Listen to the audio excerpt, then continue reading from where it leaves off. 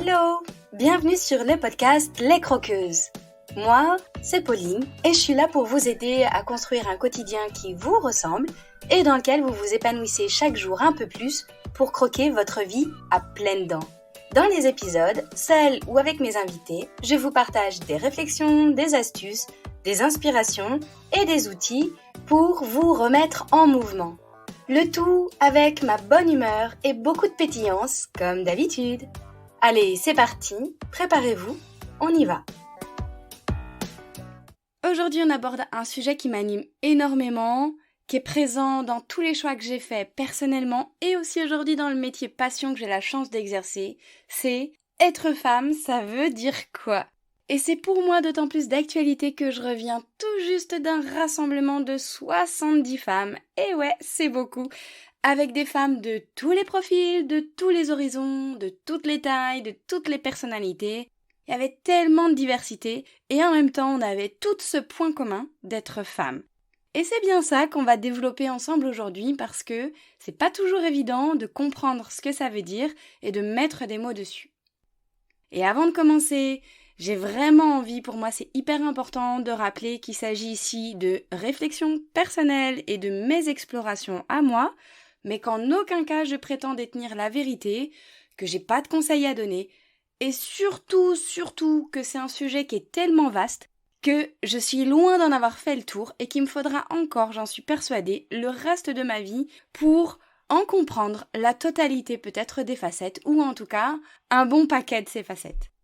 Donc moi je vous embarque dans cet épisode avec des prises de conscience, des observations et dans mon univers de femme parce que oui aujourd'hui, moi j'ai fait le choix de m'adresser exclusivement à des femmes et d'accompagner essentiellement dans mes coachings et dans les soins que je peux faire aussi des femmes. Donc je vous embarque dans mon univers, dans tout ce que j'ai pu observer, dans toutes les prises de conscience que j'ai pu faire. Et je serais hyper heureuse d'avoir vos retours après avoir écouté l'épisode. Parce que régulièrement, je reçois certains de vos messages après avoir écouté un épisode et ça me fait toujours hyper plaisir. Et justement, l'interview avec Morgane, c'était l'épisode précédent, j'ai eu ce message de Nix qui disait « J'ai adoré l'interview avec Morgane. J'avais du mal à comprendre le fait qu'on peut aimer son enfant, mais qu'on n'aime pas le rôle de maman. » Et aujourd'hui, j'ai réussi à comprendre, du coup, merci.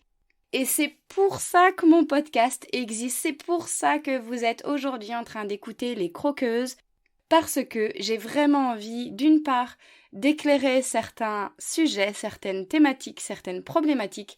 J'ai envie aussi d'apporter peut-être un autre regard sur les choses. J'ai envie d'inspirer et j'ai envie que ce podcast serve aussi à s'accepter peut-être un peu plus dans nos particularités et dans nos chemins de vie différents. Alors merci à toutes pour tous vos retours et j'attends ceux en lien avec l'épisode du jour.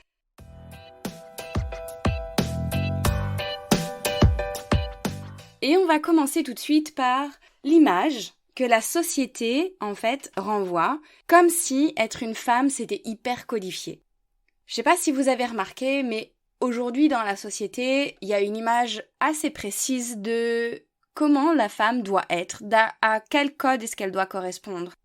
Parce qu'on nous apprend, dès toute petite, la majorité du temps, à être sage, à être belle, à pas exprimer nos émotions trop fort, à pas parler trop fort, à pas rire trop fort, à pas courir trop vite, etc.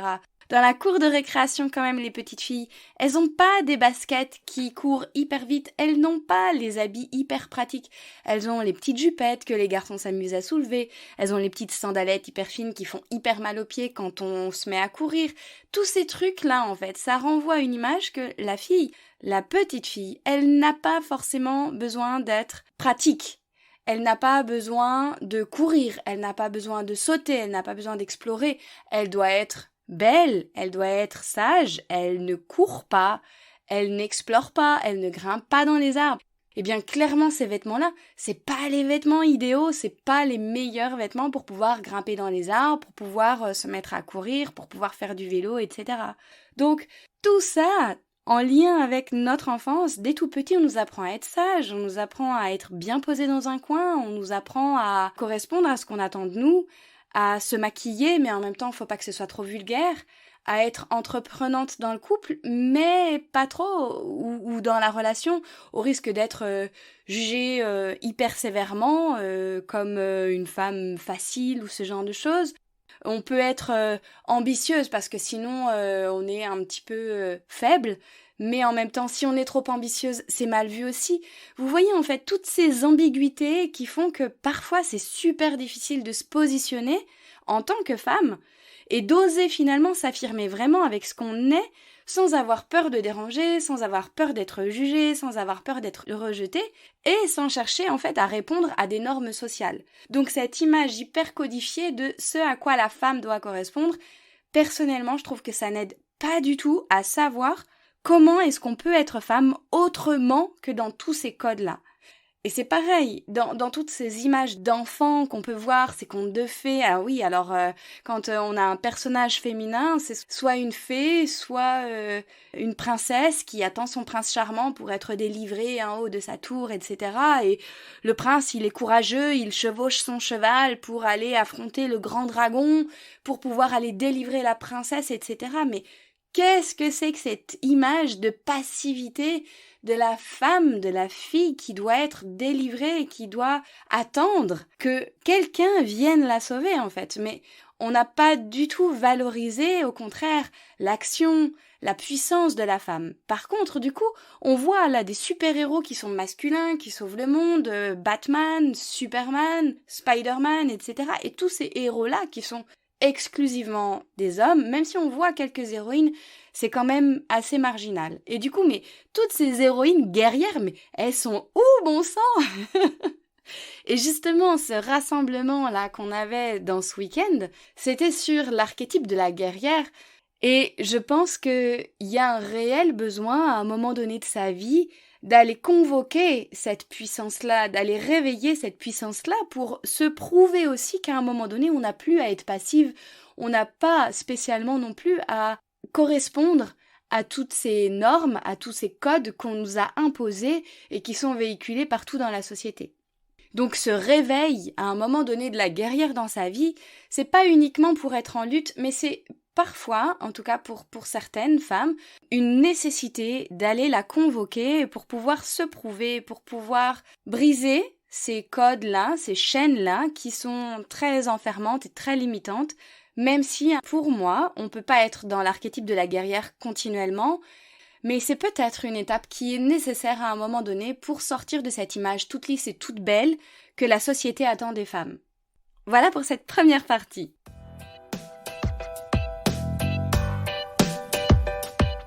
Dans le deuxième point que j'ai envie de soulever, c'est aussi le rapport à son corps. C'est l'image que la société véhicule du corps de la femme, de ce corps parfait, de toutes les retouches qui sont faites, que ce soit sur une photo du visage, que ce soit sur une photo du ventre, sur une photo de cuisse, où on efface les marques de la cellulite, où on efface les bourrelets, où on efface les rougeurs, où on efface l'acné, où on efface les rides, où on efface toutes les marques justement qui font qu'on est, que le temps a passé sur nous et qu'on a accumulé des expériences et des marques qui nous rendent encore plus uniques en fait. Cette recherche de lisse, de perfection, en fait, je trouve ça profondément déprimant. Et donc forcément, énormément des femmes que j'accompagne posent un regard hyper critique et dévalorisant sur leur corps. J'ai même fait une très très belle rencontre récemment qui m'a marquée avec cette idée d'une femme qui ne se reconnaît pas quand elle se regarde dans la glace en fait. Parce que elle n'a pas l'impression que c'est elle, elle n'a pas l'impression que c'est son corps, elle n'a pas l'impression d'être elle-même aux commandes de son corps, elle n'a pas l'impression d'être incarnée dans son corps. Et pour moi, cette dissociation entre son âme, son être profond, son cœur, peu importe comment on l'appelle, et son corps, il y a pour moi une grande responsabilité de la part de ces magazines, de ces images que l'on peut voir. Alors que pour moi, toutes nos différences au niveau du corps, elles devraient juste être sublimées et mises en valeur.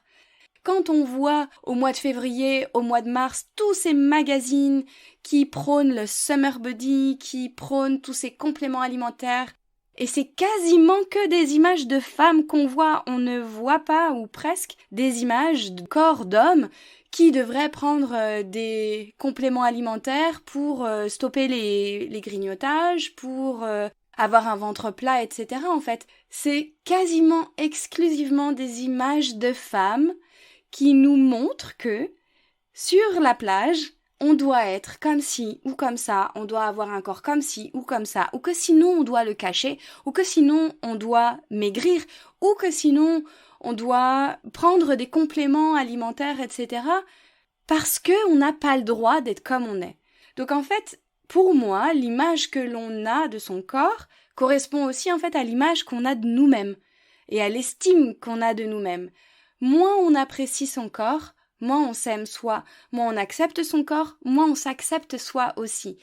Être femme, il y a vraiment cette idée de reconnexion, d'acceptation, de reconnaissance et d'observation de son corps.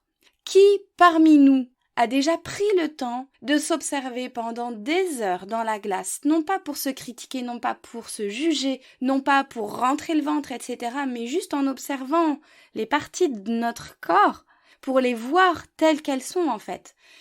Les corps des femmes qui ont été transformés par la maternité, qui ont été transformés peut-être par l'allaitement, qui ont été transformés par des régimes à répétition, qui ont été transformés par des troubles alimentaires.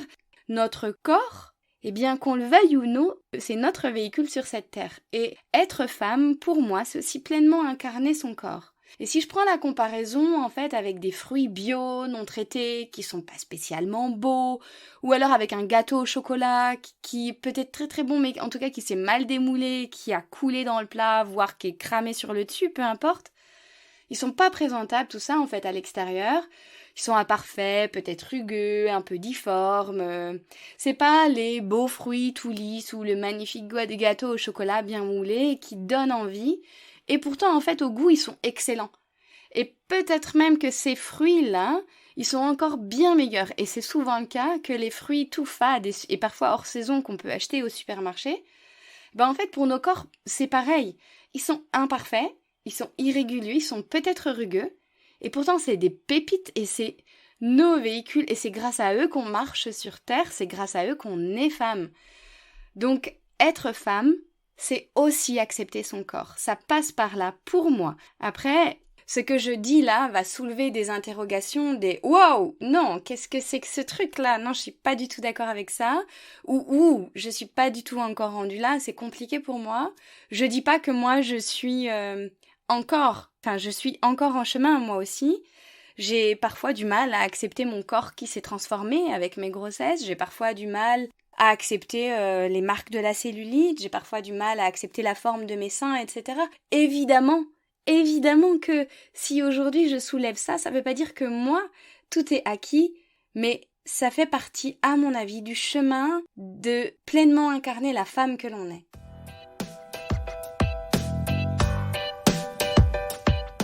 Dans le point numéro 3, j'ai envie vraiment de faire le parallèle entre est-ce que être femme, ça veut dire être belle? Pas forcément. Être femme, c'est pas forcément être belle en lien avec tous ces critères de beauté dont je parlais tout à l'heure. Mais pour moi, il y a un véritable lien avec la beauté, ça c'est évident. Et je le vois en fait dans tout ce que je fais, dans tous mes accompagnements, les femmes, elles savent voir le beau et elles savent le sublimer. Parce qu'en fait, la force intuitive de la femme, elle est hyper grande. Quand elle est face à quelque chose, quand elle est face à quelqu'un, généralement, s'il n'y a pas d'abord un rejet parce que l'autre fait miroir d'une blessure peut-être qu'on a à l'intérieur de nous, eh bien, s'il n'y a pas ça, on sait voir le beau chez l'autre, on sait voir l'essence des choses et aller à la rencontre de la beauté qui est présente dans chaque être vivant, dans chaque élément, dans chaque personne. Mais par contre, ce qui est très très surprenant, c'est qu'il y a encore un énorme chemin entre ce que je sais voir de beau chez l'autre et ce que je vois de beau chez moi, en fait. C'est encore bien souvent difficile pour les femmes, elles, de se voir belles, de voir la beauté qu'elles portent en elles, de voir le beau en elles. Et pour moi, c'est encore parce qu'il y a des grosses blessures qui sont à penser, des blessures en lien avec le féminin, évidemment.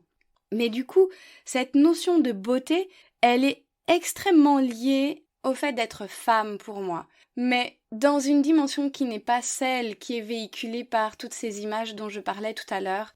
C'est pas la beauté parce que j'ai mis un trait d'eyeliner, c'est pas la beauté parce que j'ai mis du fard à joues, c'est pas la beauté parce que j'ai eu une super robe qui m'a coûté super cher. C'est la beauté même des choses. C'est quand on voit une fleur, même si elle a des épines, même si elle a peut-être une mauvaise odeur, on sait voir le beau dedans, et je pense qu'on sait voir aussi en lien avec la création en fait, la force de vie qu'il y a dedans.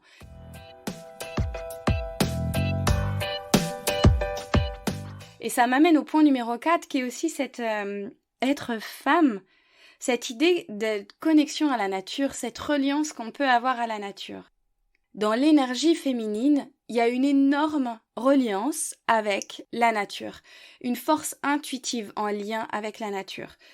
Si on prend l'histoire du Moyen-Âge, l'histoire de toutes ces femmes qui ont été brûlées, qui ont été dites sorcières, etc., la majorité du temps, c'est parce qu'elles faisaient peur, si jamais on parle vraiment de notre histoire, avec un grand H.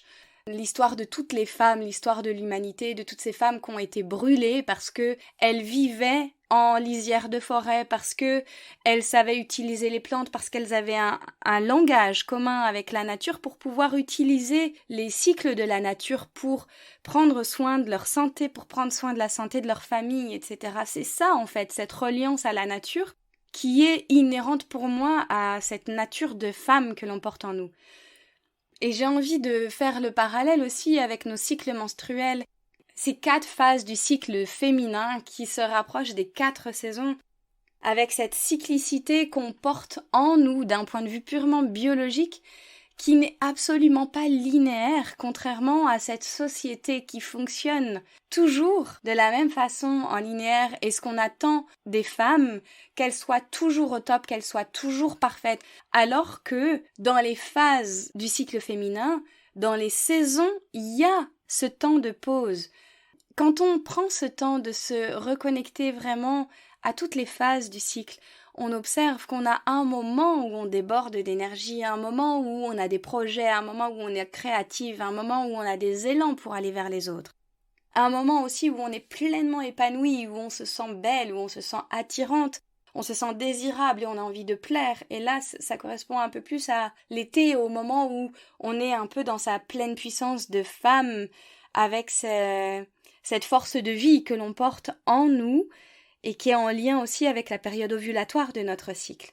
Et puis après, on a des phases où on va un peu plus vers le retrait, où on a l'automne qui correspond dans notre saison, au moment où la nature tranquillement ralentit, elle produit moins, on n'a plus autant de fruits et de légumes, les arbres se mettent un petit peu en pause et commencent à perdre leurs feuilles.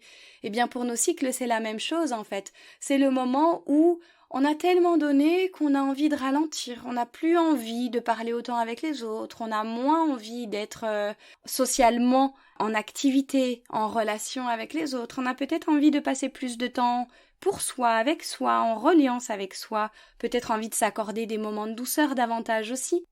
Et puis on a cette pause de l'hiver qui est le moment où la nature s'arrête, le moment où la nature se repose, le moment où il se passe plus rien, où on a l'impression presque que la nature est morte, alors qu'en fait juste elle se régénère, pour pouvoir repartir dans un nouveau cycle. Eh bien nous c'est la même chose quand on a nos règles, quand on est en lune, c'est ce temps où on se met en pause, ce temps où on n'est plus à donner, parce que je ne sais pas si vous avez remarqué, mais en hiver la nature, elle ne produit plus de fruits, elle ne produit plus de légumes. Il y en a encore qui restent dans le potager, mais qui sont pas spécialement en train de pousser, qui sont en train de survivre peut-être, les poireaux et autres qui passent l'hiver dans nos jardins, mais qui ne commencent pas à pousser en hiver.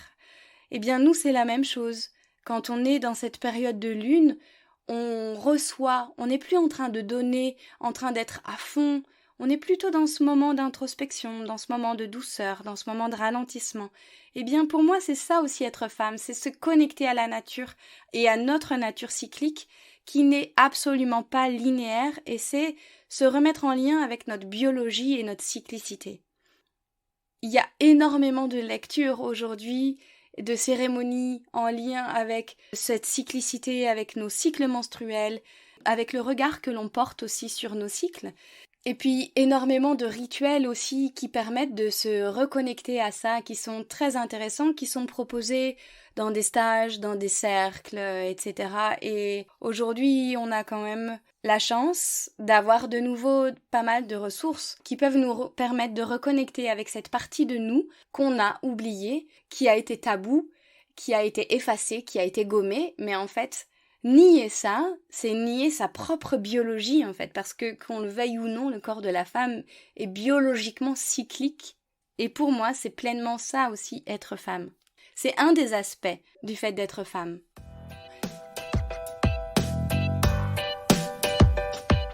Et le 5e et dernier point que j'ai envie d'aborder, c'est en fait tous ces espaces de sororité aujourd'hui qui renaissent. J'ai envie de nous questionner ensemble de pourquoi est-ce qu'ils sont si importants, pourquoi est-ce qu'aujourd'hui on en voit de plus en plus partout qui émergent, qui renaissent. Pour moi, en fait, ces espaces-là sont essentiels pour se retrouver, pour se reconnecter aux autres, en fait. C'est comme si, en faisant ça, on rassemble des petits morceaux de soi qu'on avait oubliés, qu'on avait tus, qu'on ne voyait pas, peu importe, en fait. Mais le fait de se retrouver à plusieurs femmes, c'est aussi briser le silence, c'est parfois briser des tabous, c'est quand une femme aborde un sujet, ça va faire résonance en nous, ça va venir toucher quelque chose chez nous, ça va peut-être mettre le focus sur un élément qu'on n'avait pas encore vu et que là on est peut-être prête à voir. Tous ces espaces de sororité, tous les stages de femmes, tous les cercles de femmes, je les vois vraiment comme des espaces de réconciliation. Personnellement, dans ma vision des choses, je vois beaucoup d'apaisement et absolument pas de lutte, mais plutôt cette idée de réharmonie entre le féminin et le masculin et redonner pleinement toute sa place au féminin, que ce soit nous entre femmes et que ce soit dans nos énergies, dans une société qui fonctionne beaucoup en énergie masculine et en énergie yang, qu'on porte aussi en nous, mais il ne faut pas oublier qu'il y a cet équilibre avec cette énergie féminine qui est en nous. Donc pour moi, être femme, c'est aussi retrouver tous ces espaces de sororité, tous ces moments où on va pouvoir connecter avec d'autres femmes, où on va pouvoir réconcilier ces parts de nous, parce que si je reprends l'histoire avec un grand H dont je parlais tout à l'heure, il y a énormément de rivalité, de méfiance, tout ça qui est né de cette période sombre de notre histoire de femmes. Et ces espaces-là, pour moi, ils sont importants pour venir apaiser et guérir ça aussi, parce que je suis persuadée qu'on porte aussi un petit peu de ces blessures-là à l'intérieur de nous. Et donc quand on est dans ces espaces et qu'on admire une femme, c'est peut-être qu'on a envie de lui ressembler, qu'elle nous inspire, ou alors que, au contraire, ce qu'elle s'autorise, elle, on aimerait tellement se l'autoriser mais on n'ose pas. Quand on jalouse une femme, c'est peut-être aussi que, en face, la femme que l'on voit et que l'on jalouse, finalement, elle nous renvoie une image de nous qui ne sommes pas assez ou qui ne nous montrons pas. C'est forcément un miroir de quelque chose qui est à l'intérieur de nous. Donc, quand une femme nous insupporte, c'est que ça vient toucher un truc à l'intérieur de nous. C'est pas forcément ce que la femme est, mais c'est plutôt ce que nous on est en face, ou ce qu'on n'est pas, ou ce qu'on ne s'autorise pas en face. Donc ces espaces-là, pour moi, ils sont hyper importants pour pouvoir faire la paix avec soi, avec la femme que l'on est, et pour pouvoir rassembler des petits morceaux de soi, d'espace en espace. C'est pas évidemment en une seule fois que d'un coup on va avoir terminé son chemin personnel. Pour moi, c'est un chemin qui prend des années et une vie entière. Et au fur et à mesure qu'on va aller à la rencontre, qu'on va s'offrir un nouveau moment, qu'on va aller dans une pratique encore plus loin peut-être, eh bien on va toucher des petits bouts de soi. Et c'est ce que je fais moi aujourd'hui depuis des années, et je suis émerveillée et surprise à chaque fois de tout ce qui s'ouvre et tout ce qui se réveille, malgré le fait que ça fait déjà des années que je suis en chemin comme ça, et pourtant ça continue. Justement, dans ce dernier rassemblement auquel j'ai participé, c'est venu toucher encore des choses en moi qui m'aident à mieux me comprendre, qui m'aident à mieux connaître la femme que je suis, les mécanismes que je suis. S'il y a une femme en face de moi qui me met mal à l'aise, qu'est-ce qui se passe? Qu'est-ce que ça vient toucher? quel est l'aspect de la femme que je suis que je ne m'autorise pas, ou qu'est-ce que l'autre me renvoie pour que ça me mette mal à l'aise, ou qu'est-ce qui m'inspire chez l'autre dans ce que je vois, et comment est-ce que ça peut nourrir la femme que je suis aujourd'hui.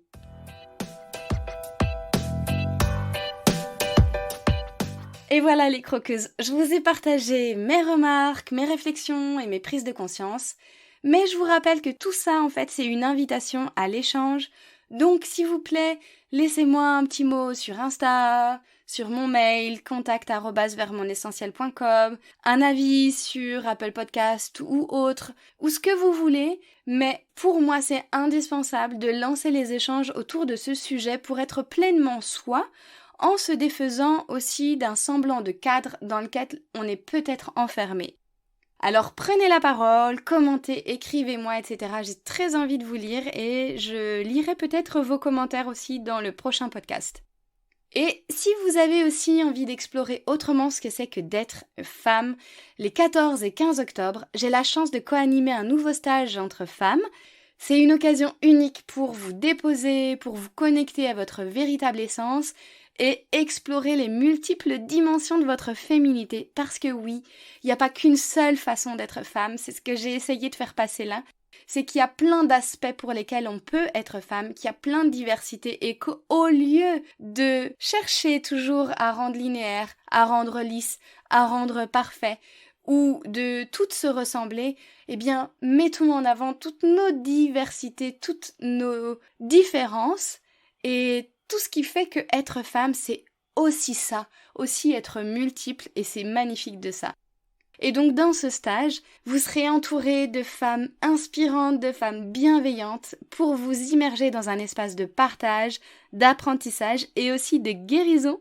Vous avez toutes les infos dans la description de l'épisode ou alors sur mon site internet www.vermonessentiel.com/VME-stage-D-automne. Voilà, parce que c'est un stage d'automne pour plonger tranquillement vers l'introspection dans les énergies de l'automne, pour pouvoir aussi passer cette pause de l'hiver. Et si vous vous inscrivez avant le 31 août, ou alors que vous venez avec une de vos copines, vous avez 10% de réduction sur la participation du stage.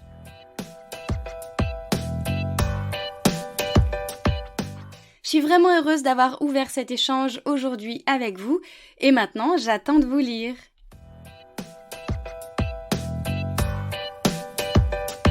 Et voilà les croqueuses, c'est la fin de cet épisode. Merci à vous de l'avoir écouté jusqu'au bout. Si vous avez trouvé ma phrase gourmande avec le mot chocolat, n'hésitez pas à m'envoyer un message ou un commentaire. J'adore vous lire, échanger en direct avec vous pour parler de chocolat bien sûr, de gourmandise et de tous ces sujets qui nous touchent. Et si vous ne savez pas de quelle phrase gourmande je vous parle, vous pouvez filer écouter mon épisode 0 dans lequel j'explique tout ça. Et si cet épisode vous a plu, qu'il vous a apporté un peu d'énergie, d'élan et de la valeur, si vous vous dites que ce serait bien que d'autres femmes puissent l'écouter, n'hésitez pas à le partager et à le noter sur votre plateforme d'écoute favorite. C'est très rapide, notez le podcast en mettant des étoiles, ça l'aidera énormément à être visible pour qu'il touche encore plus de croqueuses. Merci à toutes celles qui le font déjà. Et vous pouvez aussi vous abonner pour être certaine de ne pas rater les prochains épisodes. Je vous souhaite une super journée ou soirée, où que vous soyez, avec gourmandise bien sûr. À la semaine prochaine pour une nouvelle dose de pétillance, d'inspiration et de bonne humeur.